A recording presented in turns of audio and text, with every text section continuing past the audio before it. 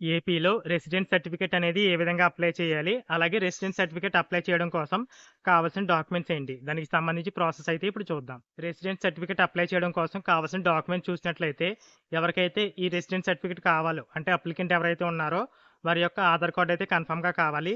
వారి యొక్క ఆధార్ కార్డ్‌తో పాటు వారి యొక్క పేరెంట్స్ అంటే తల్లిదండ్రులు ఎవరైతే ఉన్నారో వారి ఆధార్ కార్డ్ ప్రూఫ్స్ కూడా సబ్మిట్ చేయండి. ఎందుకంటే వారి తల్లిదండ్రుల ఆధార్‌ని బేస్ చేసుకుని వారికి రెసిడెన్స్ సర్టిఫికేట్ ఇచ్చే అవకాశం అయితే ఉంటుంది. కాబట్టి తల్లిదండ్రుల ఆధార్ కార్డు కూడా ఉంటే జత చేయండి. దీంతో పాటుగా వారు చదువుకున్న వారు ఉంటారు కాబట్టి వారు చదువుకున్నటువంటి డీటెయిల్స్ అంటే ఏ సంవత్సరం నుంచి ఏ సంవత్సరం వరకు చదువుకున్నారు. స్టడీ సర్టిఫికేట్లు అయితే దానికి అటాచ్ చేయండి. అలాగే టీసీ ఉంటే టీసీ అటాచ్ చేయండి. పాత క్యాస్ట్ ఉంటే పాత క్యాస్ట్ అయితే అటాచ్ చేయండి. ఎందుకంటే క్యాస్ట్ సర్టిఫికేట్ ఎక్కడ ఇచ్చారు దానికి సంబంధించిన డీటెయిల్స్ కూడా అందులో ఉంటాయి. ఆ డీటెయిల్స్‌తో మీరు ఆ డాక్యుమెంట్స్ అయితే సబ్మిట్ చేయండి. అలాగే ఒక అప్లికేషన్ ఫామ్ అయితే ఉంటుంది. Residence certificate application form. ఆ రెసిడెన్స్ సర్టిఫికేట్ కూడా అంటే ఆ అప్లికేషన్ ఫామ్ కూడా మీరైతే సబ్మిట్ చేయాలి. ఎందుకంటే ఆ అప్లికేషన్ ఫామ్‌నే మీకు ఆఫ్‌లైన్‌లో మాన్యువల్‌గా దాని మీద సంతకాలు పెట్టి అధికారులు అయితే ఇస్తారు కాబట్టి ఆ అప్లికేషన్ ఫామ్ అనేదే మీకు రెసిడెన్స్ సర్టిఫికేట్ కింద అయితే ఉంటుంది. కాబట్టి మీరు ఏదైతే రెసిడెన్స్ సర్టిఫికేట్‌కి అప్లికేషన్ పెడుతున్నారో అదే మీ యొక్క రెసిడెన్స్ సర్టిఫికేట్ అయితే అవుతుంది. ఆ అప్లికేషన్‌లో మీ యొక్క వివరాలనేవి ఏ విధంగా ఫిల్ చేయాలో చూద్దాం. ఇక ఈ రెసిడెన్స్ సర్టిఫికేట్ అనేది మాన్యువల్‌గా ఇస్తారు కాబట్టి అంటే ఆఫ్‌లైన్‌లో ఇస్తారు కాబట్టి ఆఫ్‌లైన్‌గా వీఆర్ఓ వచ్చేసి అప్లికేషన్ పైన రిపోర్ట్ రాస్తారు. వీఆర్ఓ సంతకం పెడతారు. తర్వాత మీరు వచ్చేసి ఎంఆర్ఓ అలాగే ఎవరైతే మిగిలిన ఎంప్లాయీస్ ఉంటారో అంటే వీఆర్ఓ యొక్క పై అధికారులైన ఆర్ఐ, డీటీ, తహసీల్దార్ వీరందరి సంతకాలు కూడా ఆ రెసిడెన్స్ సర్టిఫికేట్‌లో ఉండాల్సి ఉంటుంది. ఇక రెసిడెన్స్ సర్టిఫికేట్ కోసం అప్లికేషన్ ఫామ్ అంటే మీ యొక్క సర్టిఫికేట్ అనేది ఏ విధంగా ఫిల్ చేయాలో ఇప్పుడు చూద్దాం. మీరు రెసిడెన్స్ సర్టిఫికేట్ అప్లై చేయడం కోసం స్క్రీన్ పైన ఏదైతే అప్లికేషన్ ఫామ్ చూపిస్తున్నానో ఆ అప్లికేషన్ ఫామ్ అయితే ఫిల్ చేసి మీ యొక్క వీఆర్ఓ, తహసీల్దార్ వీరందరి సంతకాలు కూడా చేయించుకోవాల్సి ఉంటుంది.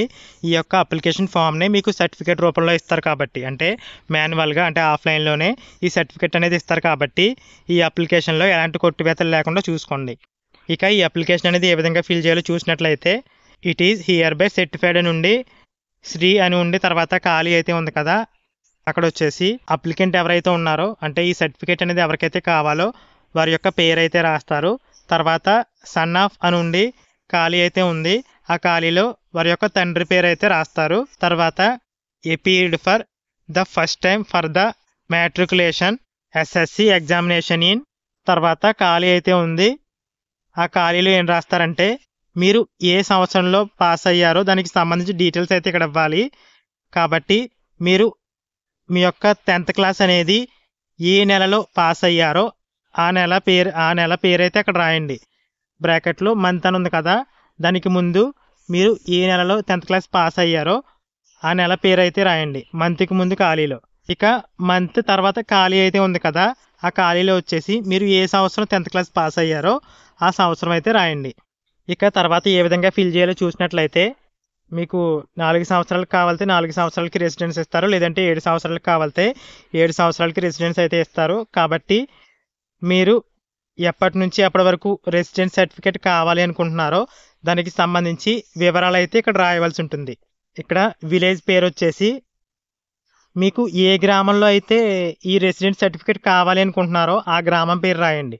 ఇక్కడ క్లియర్గా అయితే గుర్తుపెట్టుకోండి. మీరు స్టడీ సర్టిఫికేట్లో ఉన్న వివరాలు కాదు. మీరు ఏ గ్రామంలో అయితే ఈ రెసిడెన్స్ సర్టిఫికేట్ కావాలి అనుకుంటున్నారో ఆ గ్రామం పేరు రాయండి. ఇక మండలం పేరు వచ్చేసి మండలం పేరు అయితే రాయండి. ఇక జిల్లా పేరు వచ్చేసి మీరు చదువుతున్నప్పుడు ఆ జిల్లా పేరు ఏ విధంగా ఉందో ఆ జిల్లా పేరు రాయాలి. అంటే ప్రస్తుతం అయితే కొత్త జిల్లాల పేర్లు అయితే ఉన్నాయి.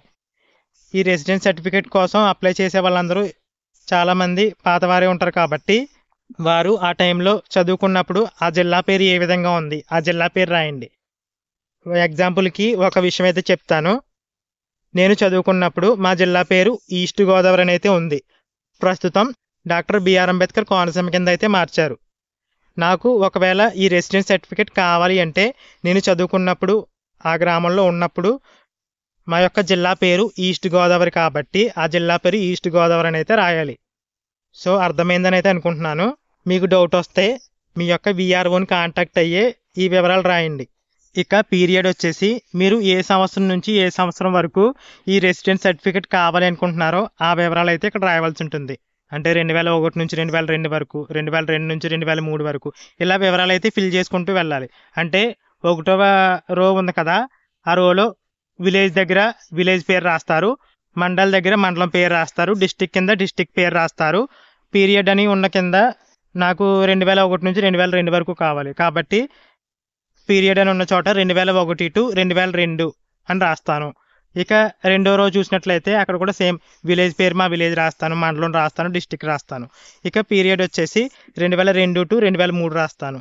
ఇలా పీరియడ్ అయితే చేంజ్ అవుతూ ఉంటుంది. అంటే ఫస్ట్ రోలో 2001 నుంచి 2002 వరకు, సెకండ్ రోలో 2002 నుంచి 2003 వరకు, థర్డ్ రోలో 2003 నుంచి 2004 వరకు ఇలా కంటిన్యూ అవుతుంది. మీరు కూడా మీకు ఏ సంవత్సరం నుంచి ఏ సంవత్సరం వరకు ఈ రెసిడెన్స్ సర్టిఫికేట్ అనేది కావాలో ఆ టైం పీరియడ్ అయితే ఇక్కడ వేస్తారు. అంటే ఆ ఇయర్ అయితే ఇక్కడ రాస్తారు. ఆ విధంగా మీరు అప్లికేషన్ అయితే ఫిల్ చేయవలసి ఉంటుంది. ఈ అప్లికేషన్ ఇక్కడ మీ టైం పీరియడ్ విషయంలో మీకు ఏదైనా డౌట్ ఉంటే కమెంట్ సెక్షన్లో అడగండి.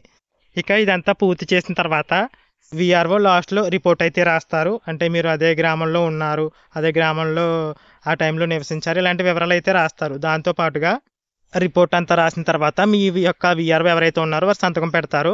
కొన్ని చోట్ల రిపోర్ట్ అనేది రాయకుండానే సర్టిఫికేట్ ఇచ్చే అవకాశం ఉంది. ఇక తర్వాత వచ్చేసి మీ యొక్క తహసీల్దార్ ఎవరైతే ఉన్నారో వారు సంతకం పెట్టి స్టాంప్ అయితే వేస్తారు. అక్కడితో మీ యొక్క సర్టిఫికేట్ అయితే పూర్తవుతుంది. ఒక కాపీ వచ్చేసి తహసీల్దార్ ఆఫీసులో తీసుకుంటారు. ఈ ఒరిజినల్ కాపీని మీకు అందజేస్తారు.